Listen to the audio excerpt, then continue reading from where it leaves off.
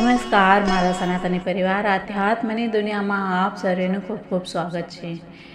મિત્રો, આપણા હિન્દુ તહેવાર એટલે વ્રત અને ઉત્સવોનો તહેવાર, અને બધા જ ઉત્સવો અને વ્રતને તહેવાર ઉજવી અને આપણે જીવનને ઉત્સવ અને આનંદમય બનાવવું જોઈએ, જેથી કરીને જીવનમાં પ્રસન્નતા રહે। અને સાથે સાથે એક ઉદ્દેશ્ય એ પણ છે કે અમુક તહેવાર જે છે એ લોકોને સાથે મળી અને કરવાના હોવાથી લોકોમાં એકતા વધે। તો આ જ વ્રત અને ઉત્સવોનો આનંદ છે, અને એ આનંદ છે એ અલૌકિક છે। જેવી રીતે આપણે જોયું કે અષાઢી બીજના જગન્નાથજીની રથયાત્રા નીકળે છે, અને તેમાં વિશાળ પ્રમાણમાં લોકો સાથે મળી અને આ ઉત્સવ ઉજવે છે, અને એક ભક્તિમય વાતાવરણ થઈ જાય છે, અને એનાથી એક આત્મવિશ્વાસમાં પણ ખૂબ વધારો થાય છે। મહારાષ્ટ્રમાં જોઈએ તો ગણપતિનો તહેવાર છે, એ એક ઉત્સવ લઈને આવે છે કે 10 દિવસનું જે વાતાવરણ હોય છે એ ખૂબ જ સુંદર હોય છે, અને ભાદરવા સુદ ચતુર્થીના દિવસે ગણપતિ આવે છે અને 14ના દિવસે વિસર્જન હોય છે, અને આ વિસર્જન આ દિવસે સમગ્ર રસ્તાઓ ભક્તોથી ભરપૂર હોય છે, અને એનું જે વાતાવરણ હોય છે જયકારાથી ગુંજતું હોય છે, ખૂબ સુંદર વાતાવરણ હોય છે। તો આ પણ એક એકતા દેખાડે છે। તો એવી જ રીતે આપણે આજે વાત કરવાના છે એ નવરાત્રિની વાત કરવાના છે। મિત્રો, આપણા ઘણા યુવા બાળકોને એ ખ્યાલ પણ નહીં હોય કે નવરાત્રિ છે એ 4 નવરાત્રિ આવે છે। તો આ 4 નવરાત્રિ કઈ કઈ છે અને એનું શું છે મહત્ત્વ, એ બધું આજ આપણે જાણવાના છીએ। તો વિડીયો અંત સુધી જુઓ, અને સ્પિરિચ્યુઅલ વર્લ્ડ આધ્યાત્મિકને અત્યાર સુધી જો સબસ્ક્રાઈબ ના કરી હોય તો સબસ્ક્રાઈબ કરી લો, અને વિડીયો પસંદ આવે તો લાઈક અને શેર કરો, જેથી લોકોને જાણ થાય। મિત્રો, આવો આપણે જાણીએ નવરાત્રિનું શું છે મહત્ત્વ। મિત્રો, વર્ષ દરમિયાન 4 નવરાત્રિ આવે છે, જેમાં ચૈત્ર અને અશ્વિન મહિનામાં આવનાર નવરાત્રિનો મોટા ઉત્સવ માનવામાં આવે છે। તો માઘ અને અષાઢમાં આવનારી નવરાત્રિને ગુપ્ત નવરાત્રિ કહેવામાં આવે છે। ચૈત્ર અને અશ્વિન નવરાત્રિને પ્રકટ નવરાત્રિ કહે છે।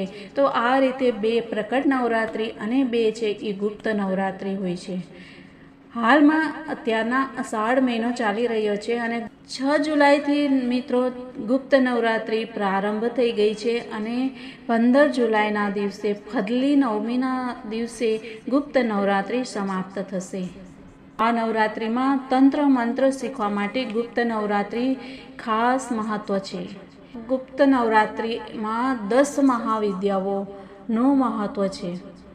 આ દિવસો દરમિયાન દેવી સતીના 10 મહાવિદ્યાઓ માટે વિશેષ ધ્યાન કરવામાં આવે છે, અને આ સાધના તંત્ર મંત્ર સાથે સંકળાયેલા સાધકો દ્વારા કરવામાં આવે છે।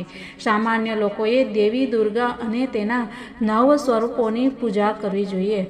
નવરાત્રિનો સંબંધ ઋતુઓ સાથે પણ છે। જ્યારે 2 ઋતુઓ વચ્ચે સંક્રમણનો સમય હોય ત્યારે દેવી પૂજાનો આ તહેવાર ઉજવવામાં આવે છે। સંધિકાળ એટલે એક ઋતુનો અંત અને બીજી ઋતુની શરૂઆતનો સમય। નવરાત્રિ વર્ષમાં 4 વખત ઋતુઓના સંગમ પર આવે છે।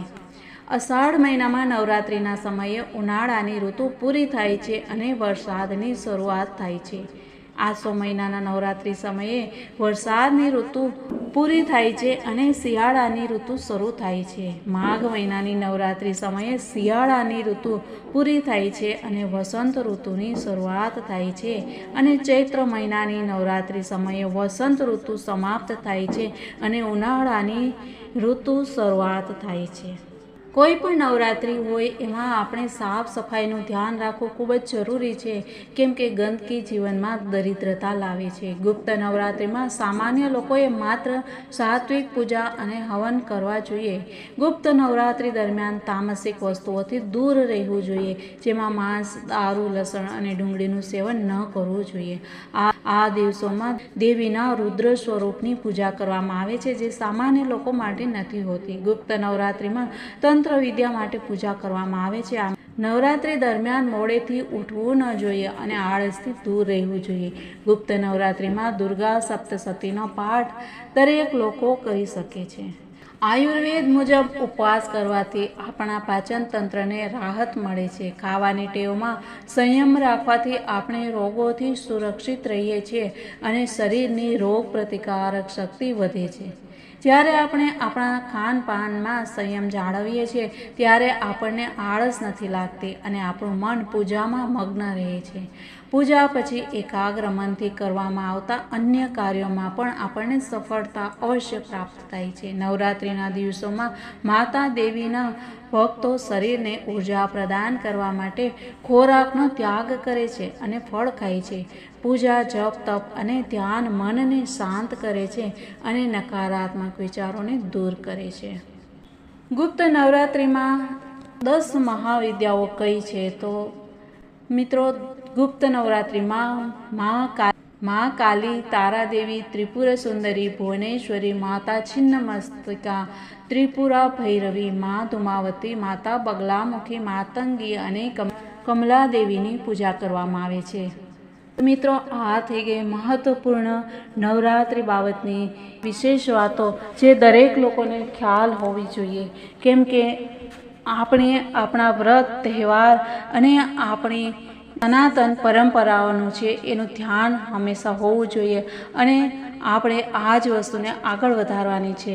તો એના માટે શક્તિ ઉપાસનાની બધાને ખૂબ ખૂબ શુભકામના અને સાથે સાથે મળીએ આપણે આવતીકાલે. ત્યાં સુધી બધાને જય શ્રી કૃષ્ણ, રાધે રાધે, જય માતાજી, ભારત માતાની જય.